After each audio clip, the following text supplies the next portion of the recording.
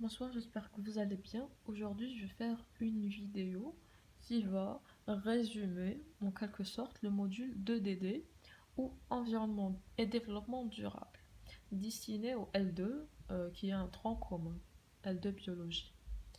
Alors, tout d'abord, c'est quoi un environnement? L'environnement, c'est l'ensemble des éléments, que ce soit biotiques ou abiotiques, qui entourent un individu ou une espèce et dont certains contribuent directement à subvenir à ses besoins. Voilà, alors ça veut dire quoi cette phrase?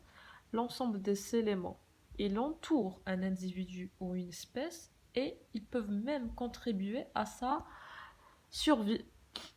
Alors, quels sont les composants d'un individu, d'un environnement? Les composants d'un environnement, c'est les êtres vivants et le monde non vivant. Les êtres vivants, on a deux grands groupes, la faune et la flore. La faune, c'est l'ensemble des animaux, la flore, c'est l'ensemble des végétaux. Il faut bien apprendre, connaître ces deux points-là. Concernant le monde non vivant, on a les éléments minéraux, les restes des êtres vivants et la production humaine. Alors, les éléments minéraux, on a l'eau, qui est soit liquide, solide, salé, soit les roches qui occupent le sous-sol et qui participent à la formation du sol, et l'air qui est sous forme de gaz. On a les restes des êtres vivants, c'est les plumes d'oiseaux, les os, les bois, les feuilles. Et la production humaine, c'est les composants minéraux, les restes des êtres vivants et les marques des activités humaines comme les champs, les maisons. Voilà. Alors, ça veut dire quoi le développement durable? Alors, le développement durable, c'est le fait de répondre aux besoins de la génération, des générations présentes. Alors, c'est le fait de répondre à nos besoins, mais sans négliger la capacité des générations futures à satisfaire les leurs. Ça veut dire quoi? Ça veut dire, avec ce qu'on a dans ce monde, on répond à nos besoins, on satisfait nos besoins. Mais faut pas oublier les générations qui vont nous suivre, les générations futures. Ça veut dire on doit les laisser, en quelque sorte, quelques ressources pour qu'ils survivent. Voilà. Le développement, c'est l'action de faire croître, progresser, donner de l'ampleur et se complexifier au cours du temps. Voilà, le développement, c'est tout simplement croître et progresser et évoluer. Alors ça, c'est les définitions. Ensuite, le développement économique, ça veut dire quoi? Ça veut dire les évolutions positives dans le changement structural d'une zone géographique ou d'une population. Voilà. Alors, généralement, le développement économique a un impact environnemental négatif. Oui, on remarque ça dans l'industrie, la pollution, l'effet de serre, etc. Alors, quelles sont les causes ou les principales dimensions de la crise environnementale qu'on vit actuellement? Premièrement, on a la démographie humaine. La croissance démographique galopante, ça veut dire incontrôlable, risque d'avoir de grandes conséquences sur le bien-être de l'humanité et la dégradation de l'environnement mondial. Et c'est ce qu'on est en train de vivre.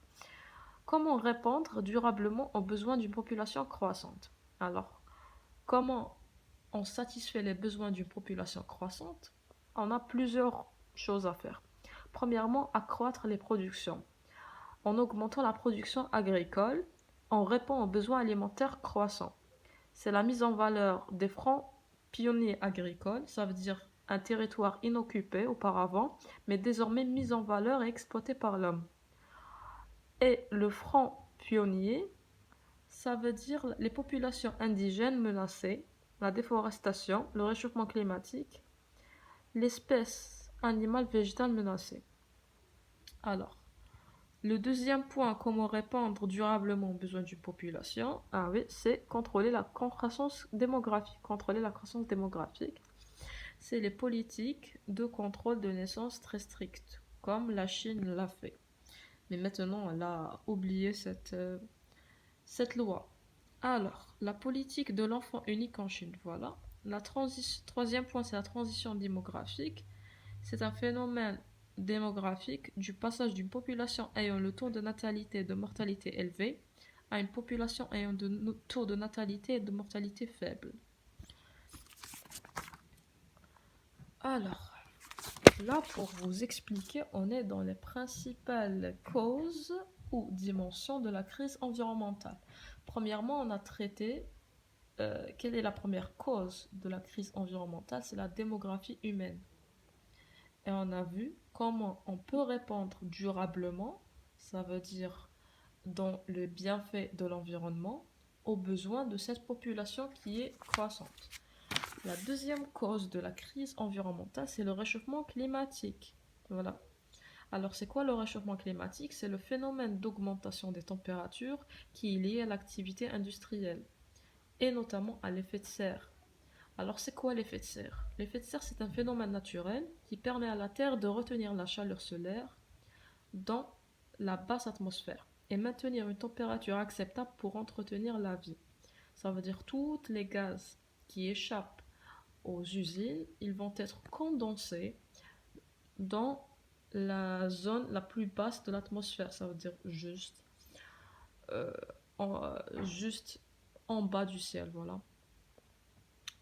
Alors, elle est causée par les gaz contenus dans l'atmosphère, principalement d'autres gaz comme le CO2, le méthane, l'oxyde d'azote, l'ozone et les hydrocarbures.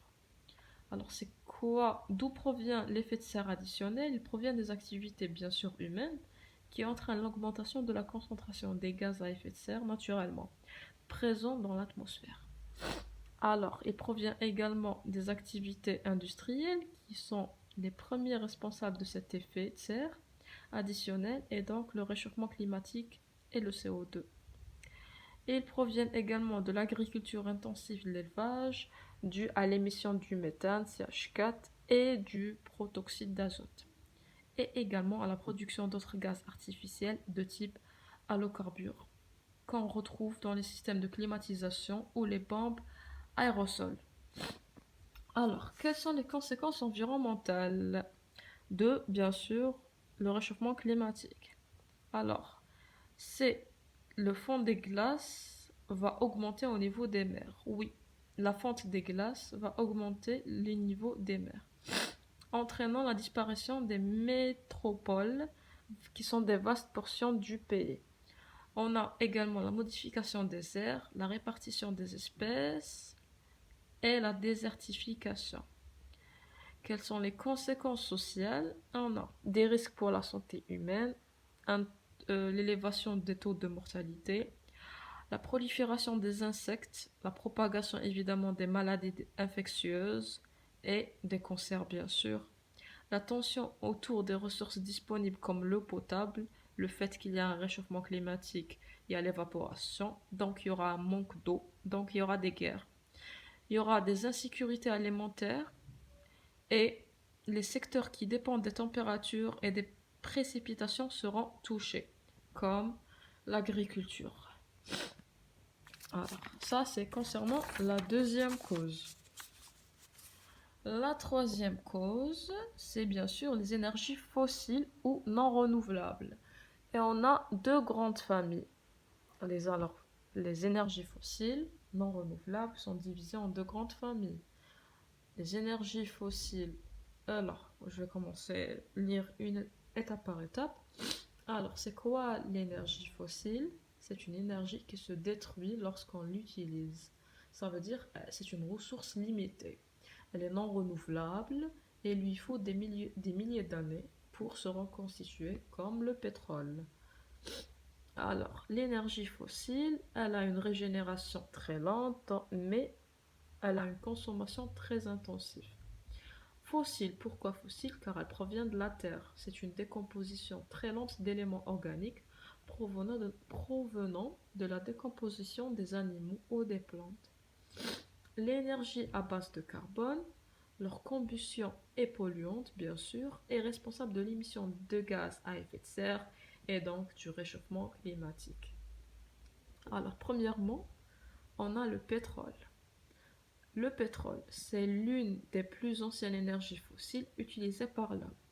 Elle fournit l'ensemble des carburants liquides tels que l'essence, le kérosène et le gasoil. Alors, elle est issue de l'accumulation de la décomposition des matières organiques, Sa composition est responsable de la diffusion du CO2 plus des particules polluantes. Alors, il y a aussi l'extraction puis la transformation du pétrole a donné naissance à plusieurs dérivés, tels que le plastique, les engrais, les lubrifiants et les détergents. Ces matériaux sont complexes à recycler et sont responsables d'une catastrophe environnementale à l'échelle mondiale. Voilà. Le charbon, c'est une roche fossile issue de la biomasse. La biomasse, c'est toute matière vivante présente sur la Terre, majoritairement composée de carbone. Alors le fait d'extraire le charbon et de l'exploiter, c'est très nocif pour l'homme. Ça provoque la pollution de l'air, qui provoque des maladies respiratoires.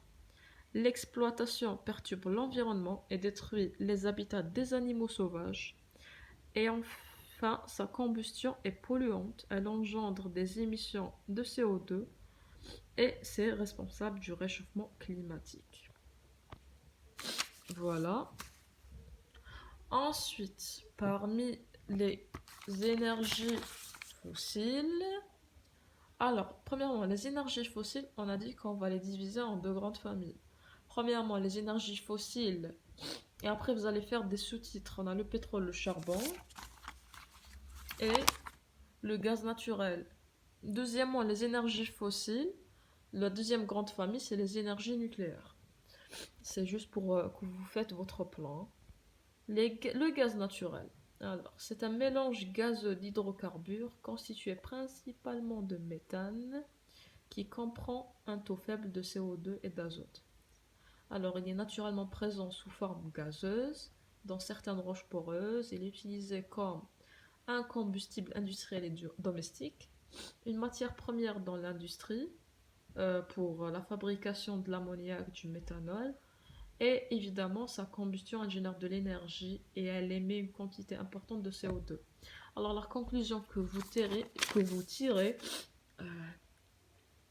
est voilà, concernant les énergies fossiles, qu'ils émettent toujours le CO2, du gaz à effet de serre, et du coup leur combustion, les trois, elle est toujours polluante et elle cause la pollution de l'air et de la terre. Voilà, ça c'est la chose commune.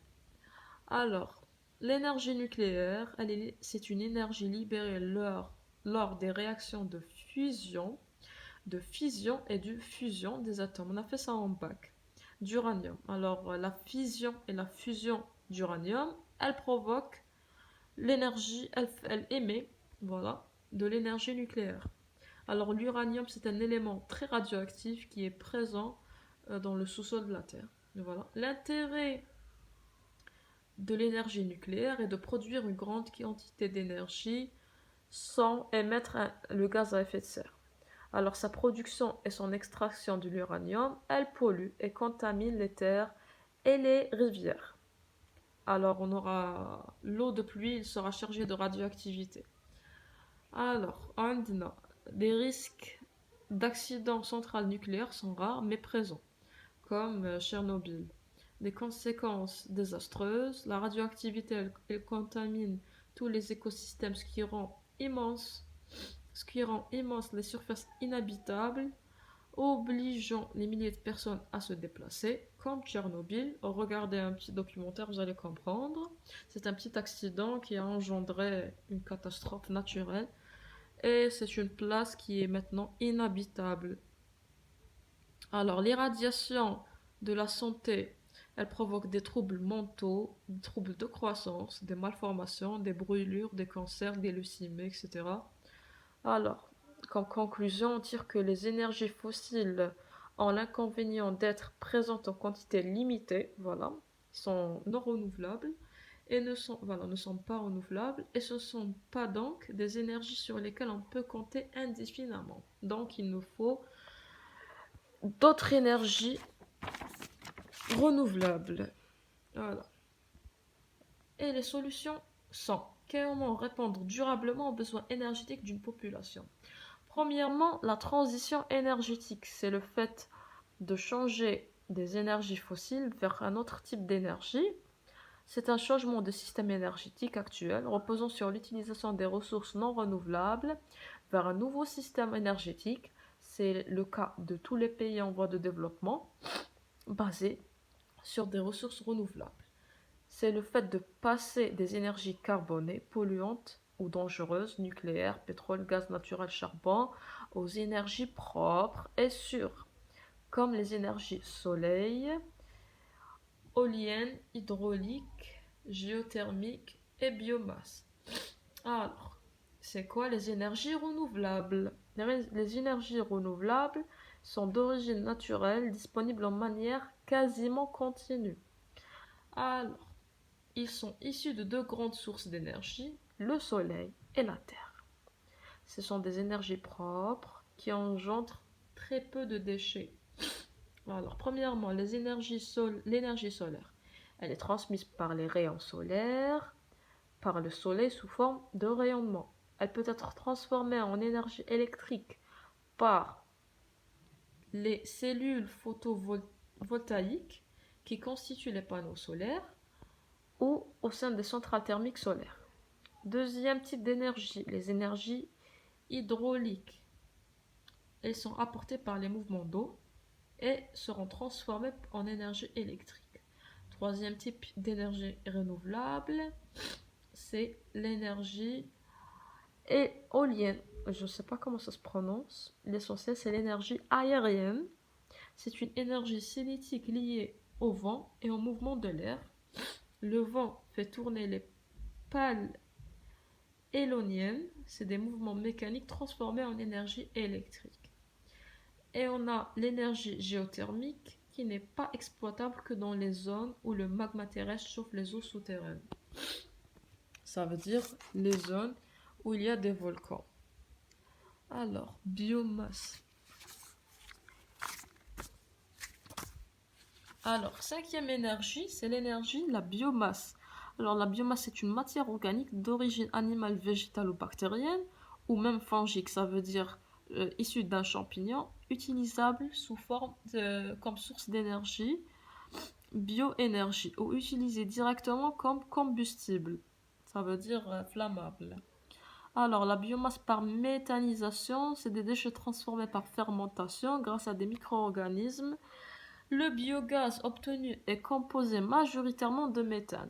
Les ressources végétales ne peuvent pas être considérées comme renouvelables que si leur gestion permet le remplacement des espèces exploitées. Alors, cette vidéo a déjà duré 17 minutes. Je crois qu'on va s'arrêter là et je vais faire une deuxième partie.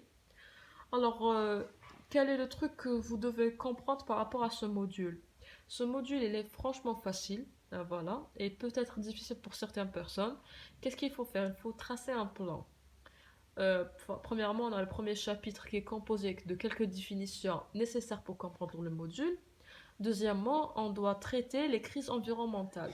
Quelles sont les causes de cette crise environnementale que le monde est en train de subir?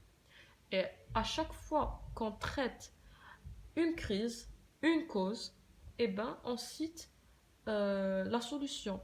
Voilà. Et je crois que vous avez remarqué ça. Alors, qu'est-ce que vous allez faire? Vous n'allez pas apprendre tout ça, mais juste faire des tirets, des flèches. Voilà, il y a ce problème, voici sa solution. Il y a ce problème, et voici sa solution, et des exemples. Voilà. Et on continue pour une deuxième partie la prochaine fois. Voilà, ça ne sera pas vraiment long. Je vais poster ça toute la semaine pour que vous ayez le temps de réviser. Bon courage.